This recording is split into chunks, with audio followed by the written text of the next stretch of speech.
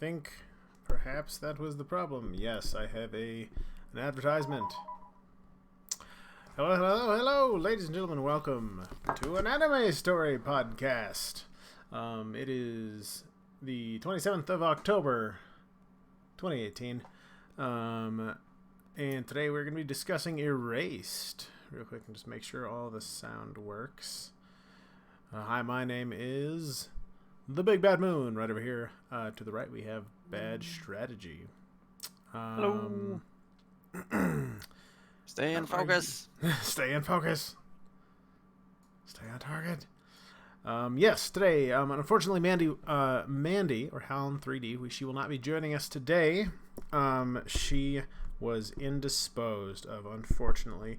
I am trying to get her to send me. She was going to send me her opinions on the show that we've watched this last week, Erased, an anime called Erased. And hopefully I will get that. As yet, I do not have it. So we will just go ahead and start talking about it. Erased was allegedly an anime, we were told, about. So this is my fault. Okay. Before I get into it, though, we need nameplates. Oh, but yes. Erased. So Erased. I came and I was like, "Hey, Big Bad Moon, we should watch this anime because it is a time travel mystery anime." He did say that. That was the thing that was said. Plus mystery. That's just, who wouldn't want that? That sounds great. Time travel. It doesn't even matter the details. It's a time travel mystery. Let's watch Exactly. it. Here, go ahead and tell us about how you feel about this, because I know this was a thing you really wanted to talk about. I'm going to try to tinker around with the thing, because I made nameplates. You do technical stuff. I will talk at you. So, I love time travel. People who know me know that time travel is my favorite genre. It is a genre that I always want to not like, right? Because I'm like, time travel. I don't want to watch time travel. And then I watch time travel and I'm like, this is the best thing that's ever been. It doesn't even matter if it's good. I love it. Now, Erased, right? I love mysteries and I love time travel. The issue I hit with Erased is that I think that it is neither a time travel nor a mystery. And the reason I think that is because mysteries, okay, right? Yeah. Mysteries are kind of a weird thing in that there are a number of ways to depict mysteries.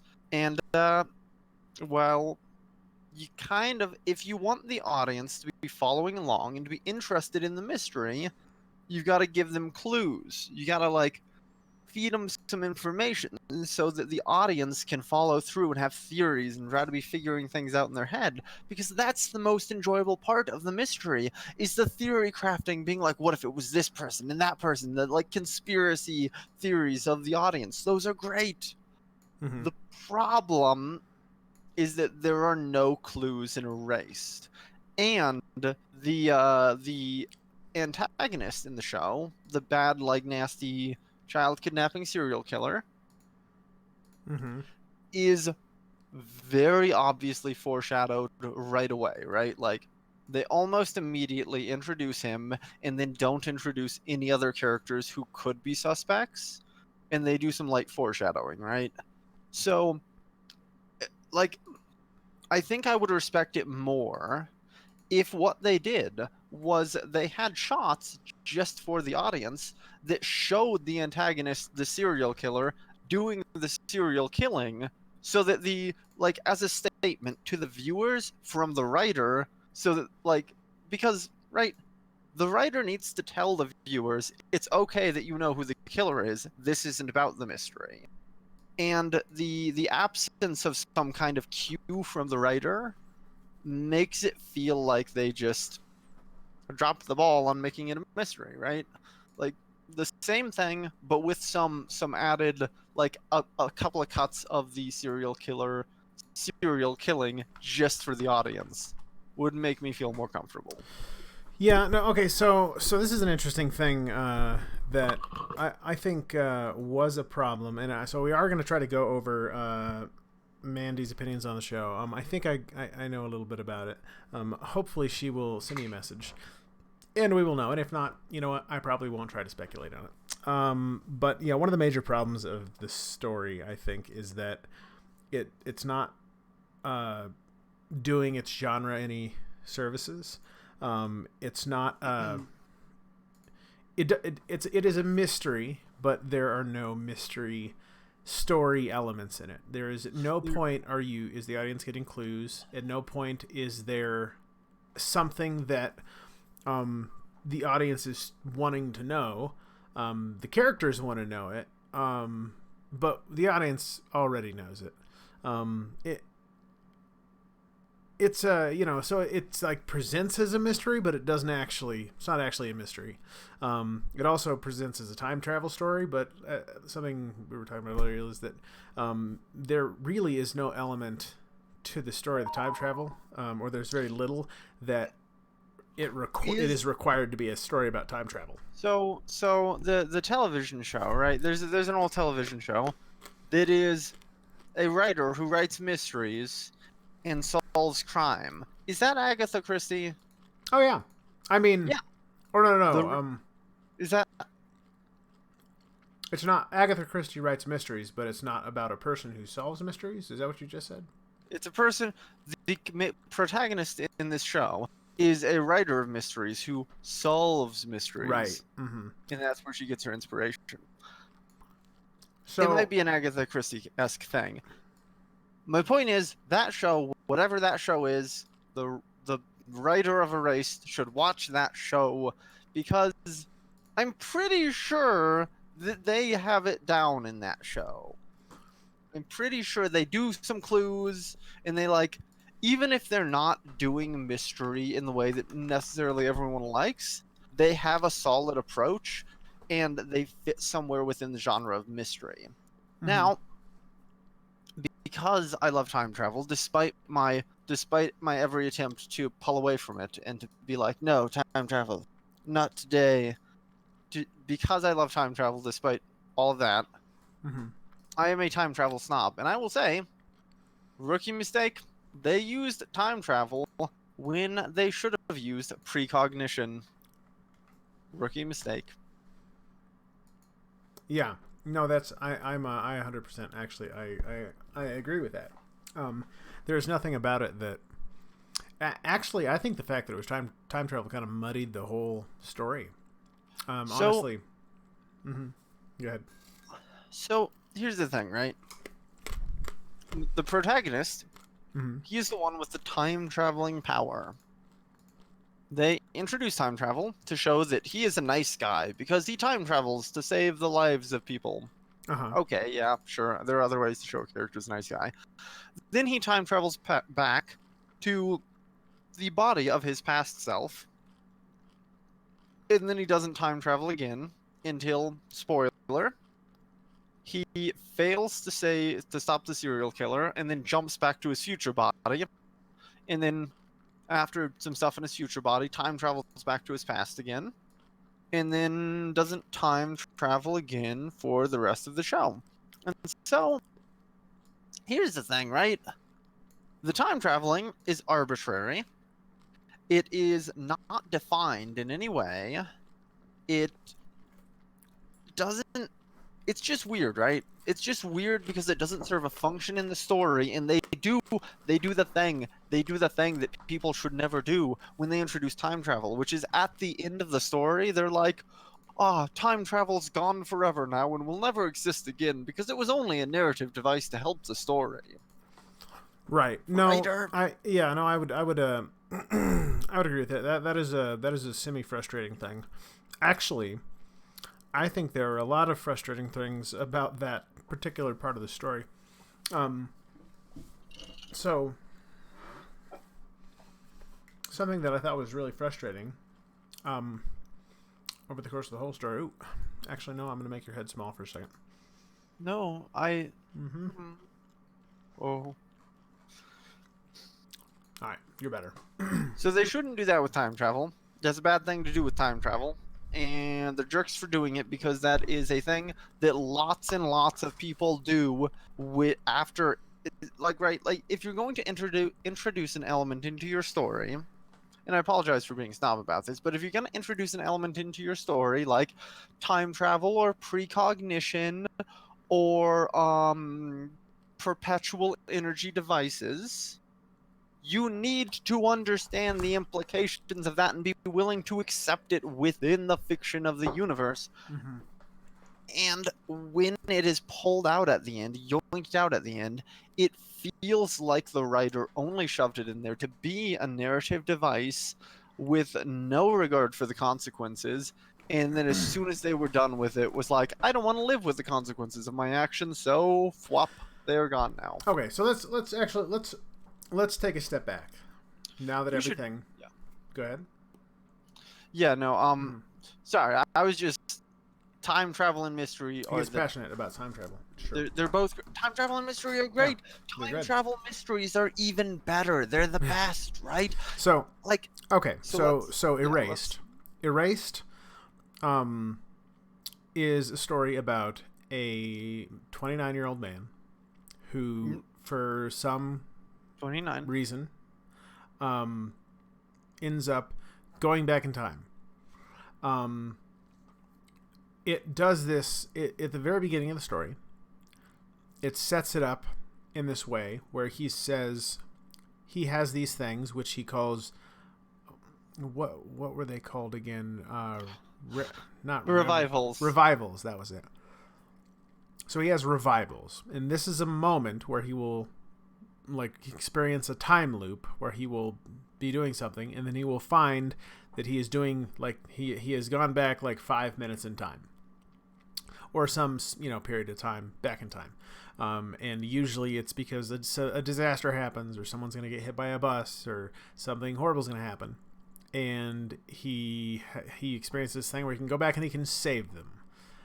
He says that at the beginning of the story.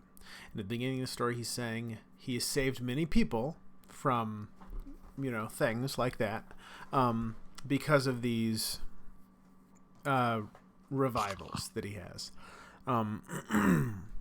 And so that's the thing that's set up at the very beginning of the story. It makes it seem like it's this kind of vaguely serialized kind of, and I don't mean that in a bad way, but I mean the idea is it's going to be okay. He's going to save people.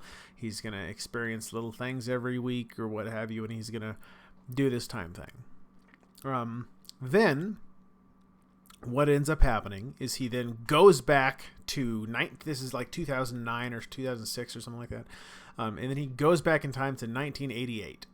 I believe it was, to when he's a kid. And he's a kid, and he's stuck as a kid now for some, long period of time, several weeks, because apparently back at his school when he was a kid, there were some murders that happened, some kidnappings and murders. And so the idea is that he's going to save these people. So then I think half of the season, we watched one season. I don't know if there's more than one season.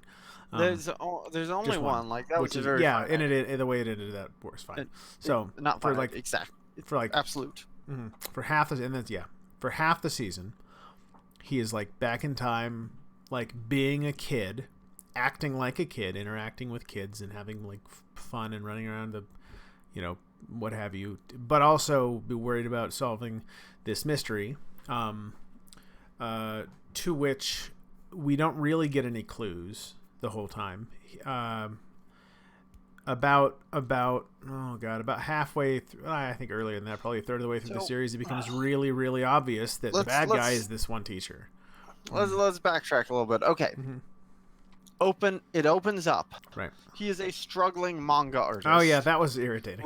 Okay, immediate flag, right? Because if I see a book and I start reading the book, and the very first page of the book establishes the protagonist as a struggling writer of books exactly like the book I'm holding, I'm going to there are red flags there. I had run a writers group for years, and the most obvious one of the most common things for people to do as a beginning writer who's never written anything before is they write a story about a struggling or aspiring writer, and I get that it's a projection thing, but it's old, like, and it's kind of like tiring. It's exhausting for me because when I open up into a story and it's about some, if it's a manga or if it's an anime and the main character is a struggling anime creator, then it's like, yeah, well, that's fair. So I'm not someone who regularly runs into this, but when I see this, right, it makes me feel uncomfortable because I'm like, is the writer writing about their self? Yeah, and like, I mean, yeah. Are they projecting, like you said? And that's like, regardless of whether or not they're doing that, that is a red flag, and there's a bit of discomfort there until they sort of develop the story enough that I care about the character beyond that initial concern. Right. And once they like alleviate my concerns that this is, gonna be like, well, the power fantasy of some person who's writing about themselves. Yeah.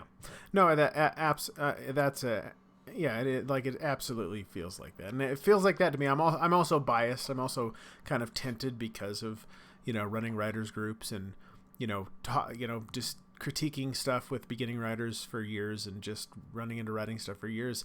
That is such a like obvious, like, of course they would do that on their first story. That is a thing that people do on the very first thing they're in. I'm not saying this is the first thing the person's written, but the way that it feels as a, like, because the character is a struggling manga artist, and essentially now he has superpowers, and he goes back in time and he's saving people from being murdered, and all these like the pizza girl, he works at a pizza delivery service, and the girl there, he likes him, and she starts, he's like this, it's just kind of meh. So it's also kind of hard to believe. Okay, yeah. So I will say they never did assuage my suspicions, like my that gut reaction in me that said, like, wait, are they writing about themselves? Is this like a power fantasy kind of thing going on? They never assuaged those concerns. They never got rid of them. Is that what assuaged means? I don't know. So yeah. Well, so this is now, and I'm not saying, to be perfectly clear, you can write about writers. Like, writers are humans that exist. Like Sutter Kane. What is it? Dude, yeah, Mountains exactly. of Madness. Yeah, Mountains of Madness is a wonderful film. I don't know if he's technically a writer. I think he's a editor or something. I don't remember. But like, like literally about a writer is a Secret Window or Rear Window, Johnny Depp early movie. Like, that was a good movie. Like, you can write about being a writer, but also the character has to be believable, and that's something that I think a lot of the time in this particular anime he was not super believable. Well, it's part of it, right, is the very honestly the standard order of operations for anime, right? You introduce a protagonist. The protagonist doesn't have a ton of character, right? They're fairly bland. He's got a little bit going on, but not that much. And then you give him superpowers, and you kind of build from there. And so it kind of made it feel uncomfortable, like a power fantasy, in that it's like, he's a struggling manga artist, and he actually has the ability to travel through time, and he uses it to save people's lives, but no one knows that he does it. And then he gets to go back to the past to undo his past. Like, well, okay, so another problem with this story, if let's get technical about it, so because this is all kind of like vaguely abstract stuff. It's so the main character, his motivation is to save the people, the young girls that were murdered at his school. So his motivations, I think his motivation is a little loose, right? So we establish with the time travel mechanic, right, that he saves people, right, using his time travel. Yeah. Which is kind of weird, right? Like, is he triggering his own time travel? Well, because he says that, but he also only ever really does stuff for the girls at his school that we see. Yeah. Like, there's the one Yeah, kid with the it's- bus at the very beginning that introduces that and talks about how he saved a lot of people, and then all he does is try to save the people from his school from way Yeah, back. we see him And then he says he suddenly- never use it again. Yeah, we see him suddenly switch from just like going down the street to, Mhm. oh my gosh, I have to save people, and he's very intense all of a sudden. And then he tries really hard to save someone, and he ends up in the hospital and saves a kid. And it's very abrupt. It's not like a super organically introduced into the story. This concept that's Mhm. kind of persistent throughout, that his character gets really riled up over Mhm. like moral issues, Yeah. ethical issues. Yeah, which was an interesting thing to have happen, because we don't see that in his character at any other point in the story. Like, he is this kind of quiet, in his own head writer, and he's misunderstood, and he's the quiet, like, self-contained creator. You know and what? then all of a sudden he gets outraged. Mhm. I have a hard time. So I think I had a hard time like getting this and feeling comfortable with it in the story, and I couldn't figure out why.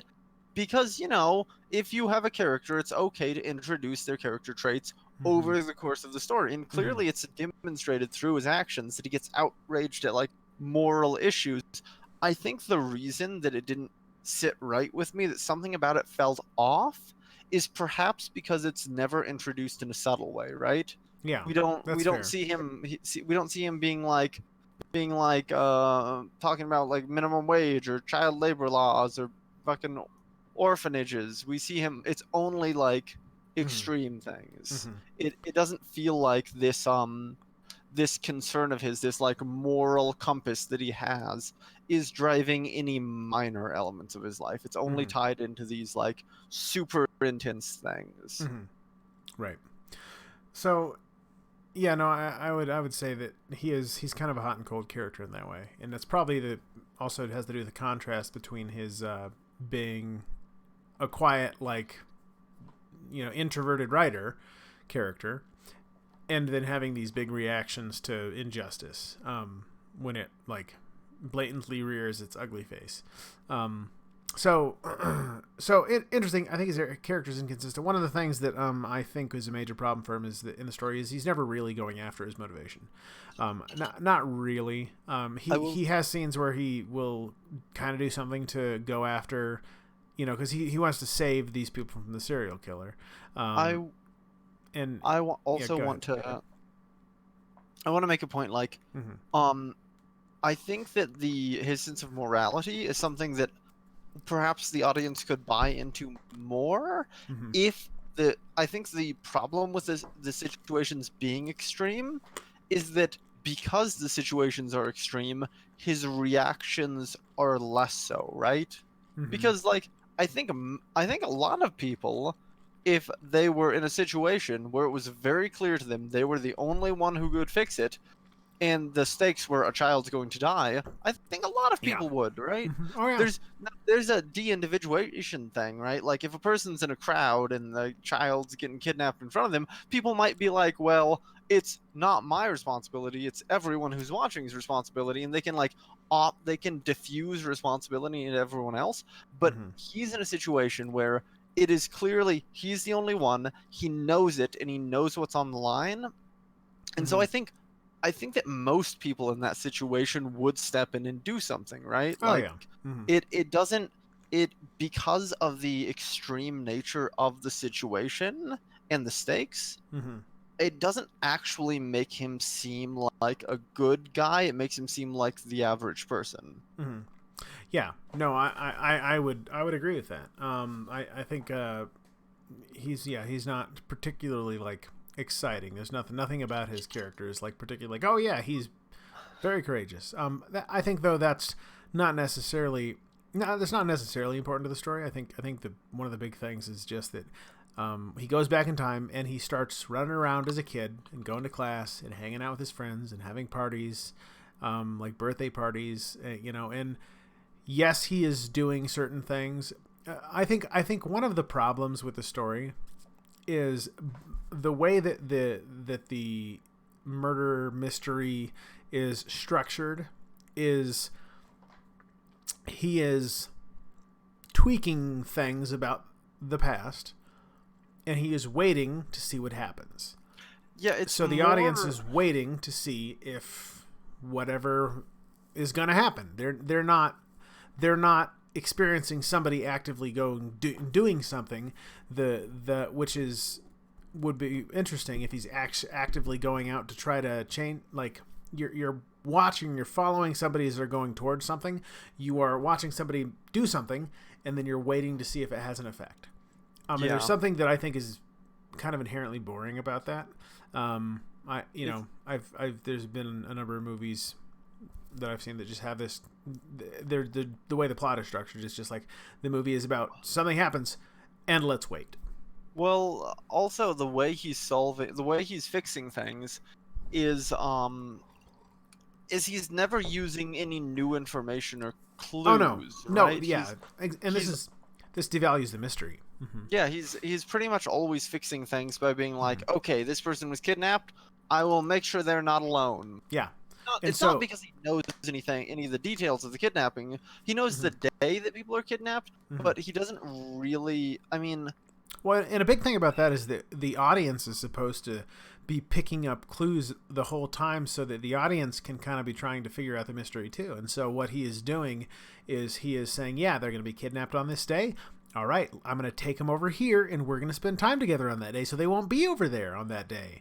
Or I'm going to make sure that they're not at home, or I'm going to go and see this, and or I'm going to try to change the situation. And there's never an active, there's very little active pursuit of information, and the audience gets very little new information to go on to try to figure out what's going on. That's fun. That's one of the fun of mysteries. I think that people who like slice of life shows are going to like this more, and people who like mysteries or time travels are going to be a little bit upset because it just doesn't do the mystery or time travel stuff. Yeah. No, and like you said, I do think that they could have replaced the time travel with... okay, so I think they could have replaced the time travel as it is with him being a kid, not being a 29-year-old, because that lasted all of 10 minutes. And then, of course, there is this thing where he goes back to the future, and then the cops, somebody murders his mother, and he basically frames himself.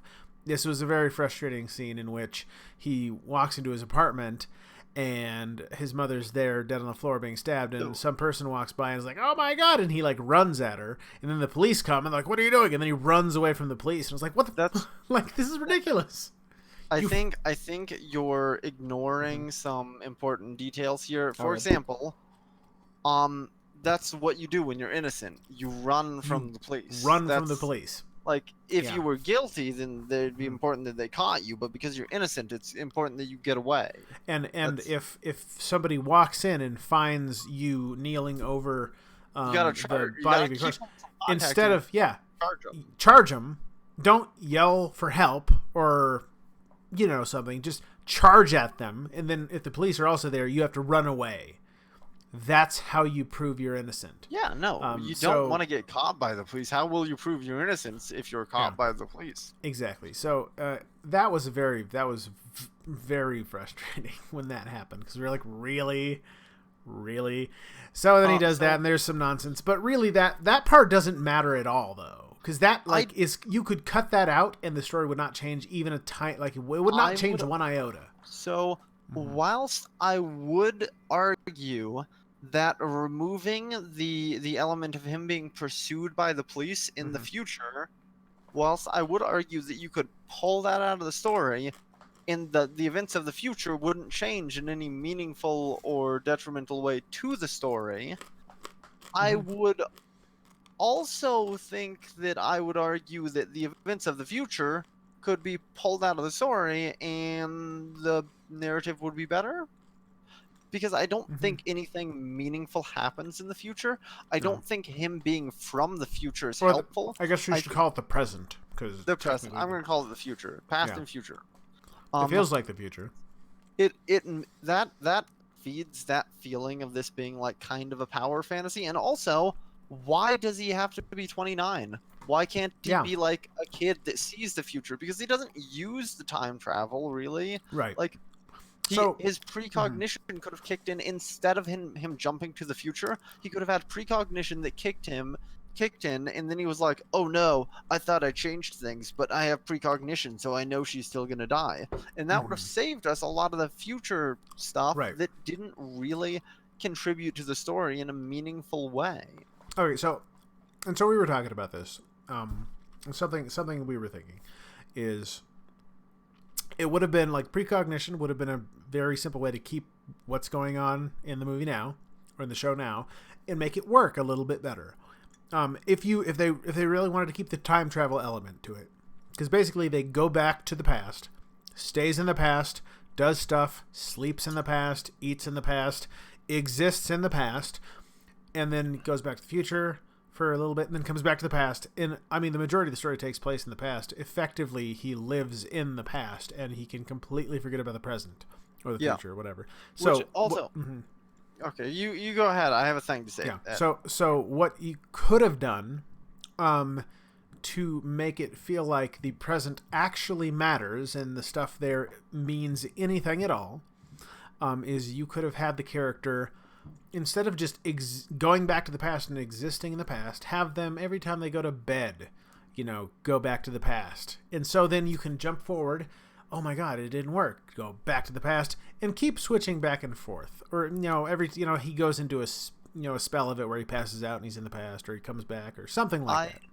I also want to say, I think that if they wanted to do time travel where where future him, past him, then one good way to do it would have been having it so that each time he's in the future, we see how much he's lost, because we didn't really get a sense of that. We didn't have enough time, because it was only the first episode that he was in the future before he jumped to the past. We didn't get a sense of who he was and how he lived and the things that he had and what he lost because of the past. We didn't get a feel for why he was so driven to solve the mystery. We also didn't really see his life at all. We saw it opens up, opening shot, he's at the pizza place.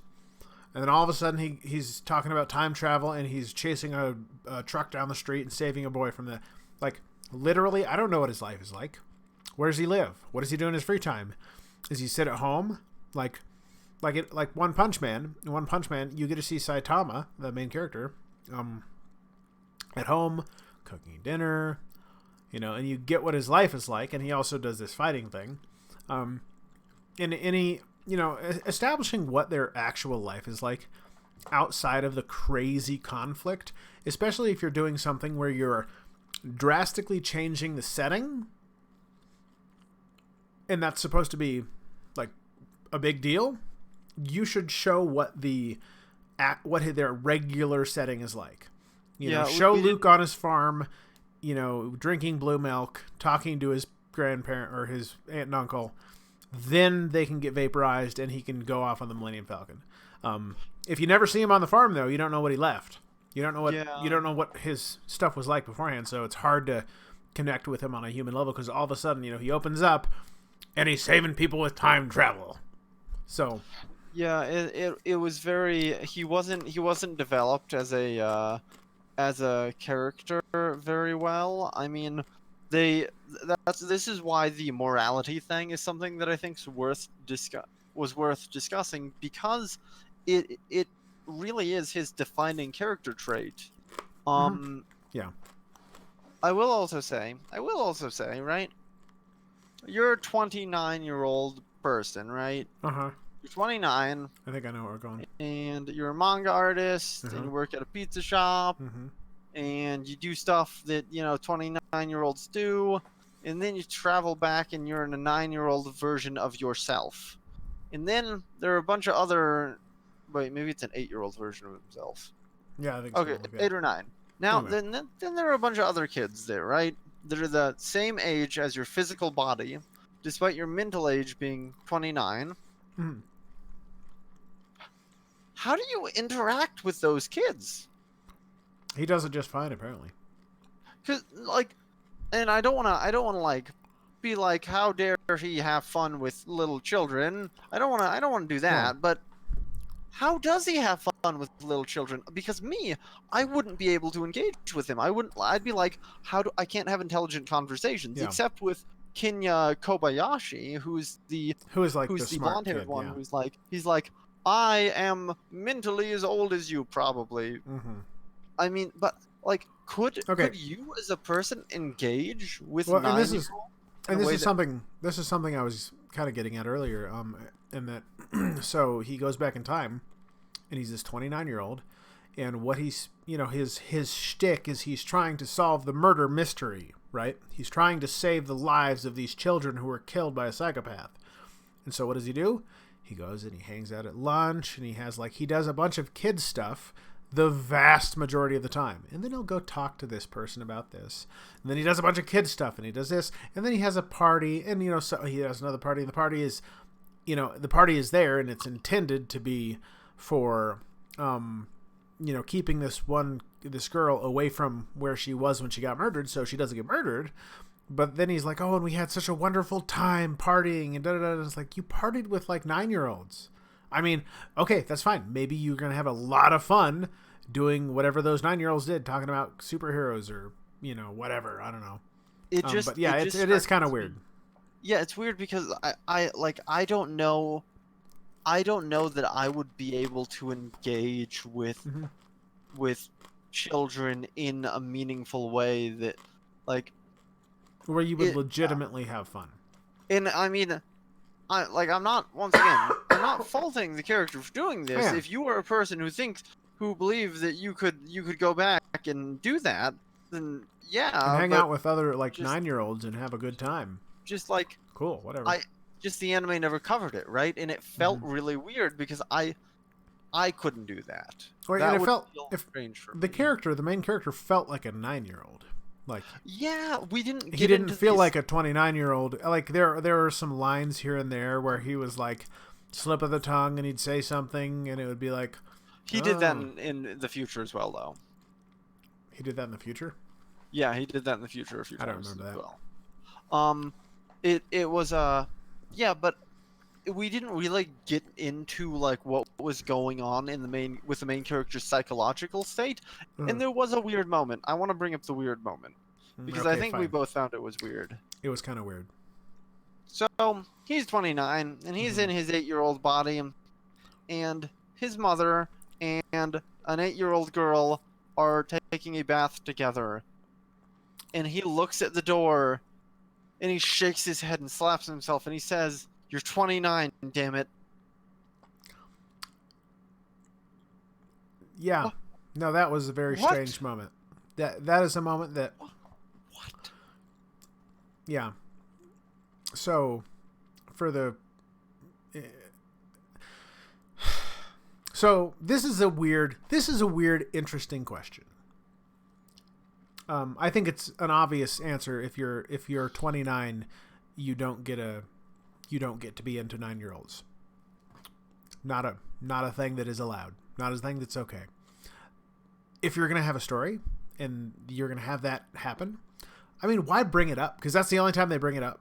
So here's the thing, right? Here's the thing, right? If they had ended the story with him getting in a romance with her in the future, and they were the same age, I'd have been like, okay, sure, that's why they brought it up. But they didn't. Right. They ended the story with her getting married to someone else we'd never met, and him getting with a different character. So why was it in the story? Why was that moment in the story? And why did it imply at other moments in the story that he has a thing for 8 to 9-year-old girls? Because So it's a little weird. This is an interesting thing, because I do believe that science fiction, and I would call it science fiction, is an interesting arena to ask complex questions. This, though, I don't think is a complex question. Fact that they didn't touch on it at all, other than just him having this momentary struggle with it, it was a weird, out of place thing. I almost think they introduced it as a joke, as a funny thing. Right. I don't. It was just really. That was oh. These are great pumpkin seeds, by the way. If anybody's curious what I'm eating. My pumpkin seeds are out of reach. They're right over there. I can't stop. They're sitting in front of me right now. But yeah, no, it was weird. It was very strange. So that was not an element that benefited the story, especially given that he did not romance her later on, and I thought it was a little bit strange. No, it was just a weird, out of place thing. It didn't seem like it had a point to it. It was just like oh hey, by the way, I'm kind of into a 9-year-old. Also, she's not 13. This isn't even a Japan thing. So yeah, no, it's that was just a weird moment that felt weird. It was a weird moment that felt weird. It was at that.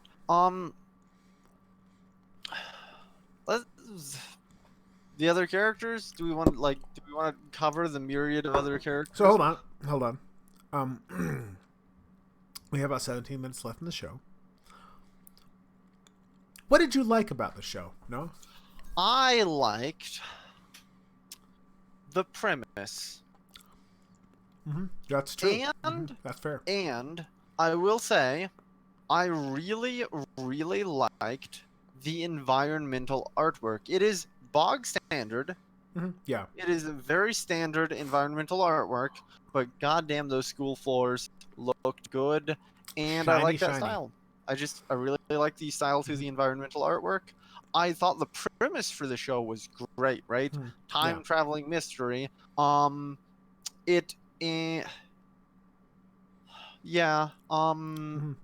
of interesting elements in the actual setup of the show. Yeah, I like the idea that he goes back in time. I mean, again, I also don't like how the whole where it doesn't really explain why he goes back. And it doesn't necessarily have to, but it just seems like this arbitrary thing. It also would have taken me a little bit longer to have reached the conclusion that maybe the writers writing a power fantasy for their own self, if he hadn't have been introduced as a struggling manga artist at the very beginning, because that had a little bit too much impact on me. I mean, it kind of suggested that he's trying to do what he believes in whilst working at a pizzeria. Also, in the very end, he gets the girl from the pizza shop, becomes a successful anime. Yeah, he also is dating a high schooler who's 17, and he's 29. Well, it's not explicitly stated that they're dating, but it's kind of. Oh, but yeah, no, that's fair. It is implied that they're going to have a everyone relationship. assumes. Anyway, whatever. But he also becomes a successful anime creator, and his whole life just kind of works. He becomes like a superhero basically. So a little bit power fantasy thing going on. I did think the art was good. I enjoyed the art. I did enjoy the kind of general idea behind the story. I liked some of the composition. Some great shots in the snow. What are your thoughts on the villain, on the antagonist? So the antagonist is so stupendously bog standard that it is not. It's almost not even worth mentioning. He is a teacher, who also is a crazy serial killer and teaches and just wants to kill people because he wants to kill people. So okay. I have anime background. Okay. You have more writing background. Okay. This teacher is a very tropey character. Is he a tropey character in a non-anime context? Oh yeah, absolutely. Yeah, he is the nice guy who's super nice. Yeah, he's clearly the good guy, and he's helping the protagonist and stuff. And then in the end, bam, twist, and boom, villain. Oh, that's the bad guy. Yeah, no, that is 8 out of 10 murder mystery characters. Super nice, helps the protagonist. Is this wonderful, nice, thoughtful person who's trying to help out and just wants to be this and that. And turns out he actually just wants to murder people because he wants to murder people because murdering feels really good. And that's... I'm not saying that your murderer needs to have other motivations aside from just wanting to murder people, because psychos are psychos, but it's kind of boring if that's all they are, because that's kind of a lot of the time that's what the murder character is. I wish Helen 3D were here, because she would disagree with me so hard on everything I said. That is fair. Yeah, she did. She has not sent me a message as of yet with her opinions on it. She did say she enjoyed it. I would say probably. Oh, go ahead. I remembered something. So, okay. What is your opinion on the depiction of say, lips in anime? Oh god, jeez, oh my god. Okay, go ahead and talk. I'm gonna make your head small because I know what you're talking about. So, there's some artistic decisions that kind of like get to me, right? So, and for me, the thing, the like artistic decision that really makes it hard for me to watch an anime is high glossiness on characters, right? Especially on characters' lips. When they make the characters very, very like glossy, they look almost like Barbie doll-ish, and they do that especially around the lips. That makes me uncomfortable. In this show, they didn't do the glossiness, but they did have the protagonist's mother have a big lower and a big upper lip, and they were just there all the time, sticking out at you. Yes. God, that was horrifying. That bugged the living crap out of me. Yeah, she had her upper lip had a line to denote where her upper lip was, and it just made her look like she was constantly doing this duck face thing. You know what? It irritated the living hell out of me. I'm sure there are people who look like that, but yeah, I know. But on Cartoon Network. I think it's inconsistent with the style of the characters, right? Because no one has their upper lip depicted, right? I'm looking at all the characters. In anime in general, this kind of animation style, you don't really depict upper lips. Upper lips are very subtle when they're depicted. Usually, it's not with a solid line. Usually, you have a slight like pink color or whatever color the lips are. Sawada, the mother's friend, does have his upper lip depicted as a slight shadow right here. Very tiny, very minor shadow. Yeah. But that's the extent of it, right? And so, they're trying to make her, I don't know, that's how they wanted to do it. I thought it was a weird artistic decision.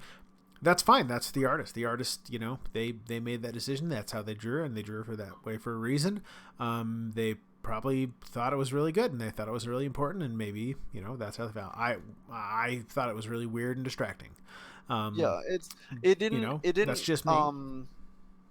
I remember it bothering me the first time I saw this anime once way back. I don't remember when. And I remember it bothered me the first time around, but it didn't bother me so much this time around. If they'd have done the glossiness, if they'd have made her lips super glossy, I would have died, and I would not have been able to finish the anime because I would have been dead. Because I would have just... It definitely bothered me when I watched it. Every time I was just like, she's just got big old lips, like big old ridiculous lips. Her lips are like a fourth of her face. Yeah, it was a very strange thing. She's always had duck face. But I mean, yeah, that is a completely subjective, entirely unreasonable thing to be upset about. But it did bug the crap out of me. I mean, it's stylistically inconsistent. That's fair. I would say it is stylistically inconsistent, but I would say that only insofar as the style of the show and the tone of the show are very serious, and because of the way that it came across to me, it seemed really goofy and ridiculous, which clashed with the style and the tone of the show. So maybe other people don't feel the same way. That's totally legitimate. So I think probably if I to kind of put it in a nutshell, I think the motivation, the motivation of the character, most important thing, and I feel like most of the time the character was not actively moving towards something. They were not pursuing evidence and trying to learn this and that. They were just kind of letting stuff happen, and that was less interesting to me. They were fairly passive. I agree with that. I think that one thing that they should have done, or that I think would have helped the story, in my opinion, is really get into the mystery thing. Like, make it a mystery. Make the character go after a thing. Learn little bits of information that the audience can know, because this was a thing that they didn't really do. You know, they learned little facts here and there, but a lot of them were irrelevant. A lot of things the audience already knew. The audience knows who the killer is, you know, a ways in the movie, and the main character doesn't. And so, honestly, if you watch it, like, as soon as you see this one character, probably like 3 scenes in, you're going to be like, yeah, that guy's the killer. Also, actually, when we decided that guy was the killer, it wasn't because of the trope. It wasn't because of because we were just letting it happen. It wasn't because of any evidence laid out. It was literally because the number of characters introduced were so we had the mother of the main character.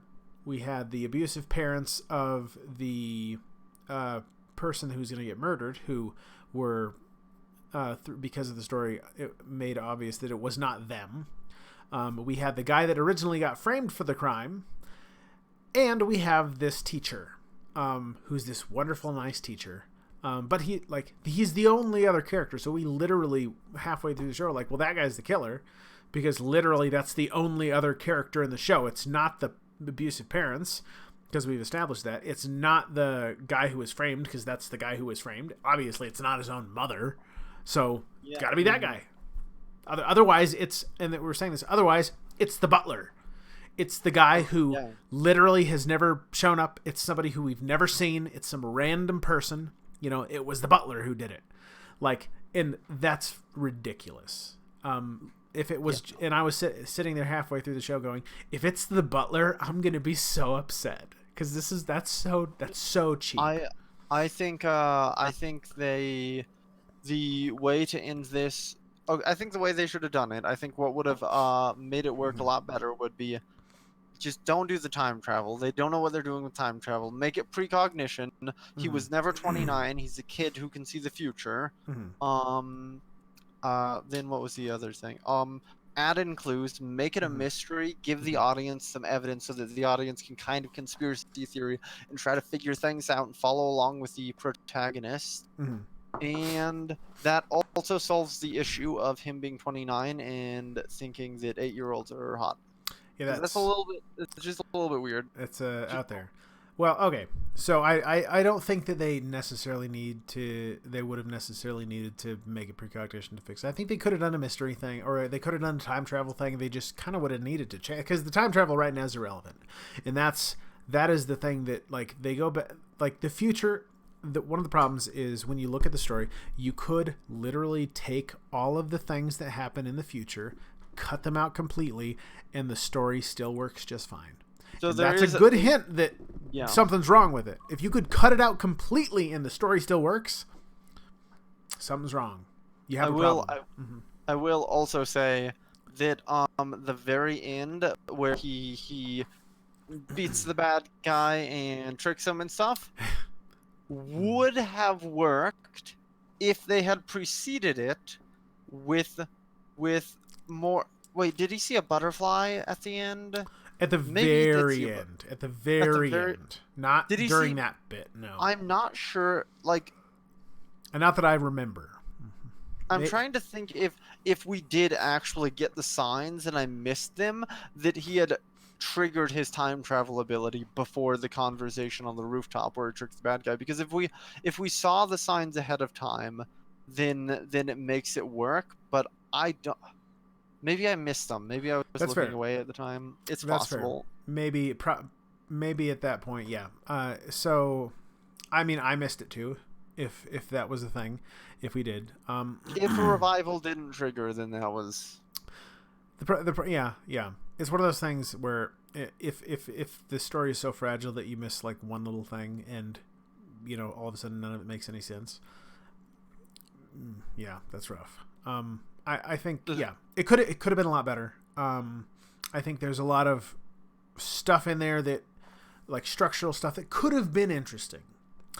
And I think it's a solid rough draft. I would agree. I think it's a really, really solid rough draft. And cut out the thing about the 9-year-old attraction. It doesn't have a place. It just doesn't. It was abrupt and it didn't. Yeah. So cut out that. You don't need that. That's kind of but yeah. So, I mean, what else is there to say? It was kind of rough. It was slow. It was long. I mean, the artwork, the soundtrack. I don't remember. Statute of limitations on murder? No. Also, if you watch that, there is not a statute of limitations on murder. If you murder somebody, you can always be arrested for being a murderer. So this was a thing the bad guy did. He said, "Oh, there's a statute of limitations." Aha! It's like, well, that's not a thing if you murder somebody. If you are jaywalking, or if you deal some drugs, or if you steal a car. I don't know about stealing cars. That's a pretty bad crime in America, anyways. But if you do something like that, if you graffiti a wall, if you are trafficking in drugs, there's a period of time after which you can no longer be convicted or have any legal repercussions for that crime. Murder does not have a statute of limitations. If you murder somebody, you are always, the law can go after you after any amount of time. No statute of limitations on that. That was a weird thing. I guess the writer didn't know, or maybe, who knows? Maybe that character didn't know. Maybe the writer was completely aware of that, but the murderer didn't have any idea. Maybe it is a weird, province in Japan thing. Yeah, no, it's true. One province doesn't have it, but that's a little bit strange. That's true. Maybe there is a statute of limitations on murder in Japan. I would check your local laws before you go murder anybody. Yeah, or before you go confessing to your murders from 20 years ago. From 20 years ago, yeah. So don't murder. Confess, don't murder people, please. Check before you confess. If that's what we've learned here today. Oh, what are we watching next? This was a good question. I was hoping to talk to Mandy slightly. She's been very busy this week. She had a bunch of stuff come up, so she unfortunately could not make it today. Otherwise, she could have sat here and told us both why we were super, super wrong, because I think probably that would have been what would have happened. It would have been less one-sided. It would have been wonderful, because we could have had some back and forth. That's why she's here. To tell us that we're wrong, because we're kind of wrong sometimes. Please, if anybody's watching this on YouTube, please leave a comment in the comments about why we're wrong, because we probably are. We're very opinionated people, especially Noah. Best girl? I'm not giving anyone best girl. No one gets best girl, and I don't want any of these people for my waifu. Oh yeah, no waifus. No. First of all, the kids are all like 9, and that's wrong, and you should never think that's okay. You be into whatever you're into, just don't... Unless it's that. Stay away from children. Yeah. Do what you want, unless it's that. But... yeah, so I think one of the possibilities we said, I think Mandy has already seen this one, which I think would be a pretty good choice. I think we were thinking about Samurai Champloo. Is that what it is? Yeah, we could do Samurai Champloo. That is yes. This is one I have never seen. It's one that I've really wanted to see for a long time. It's one of those that people tell me is great, and I just haven't gotten around to it.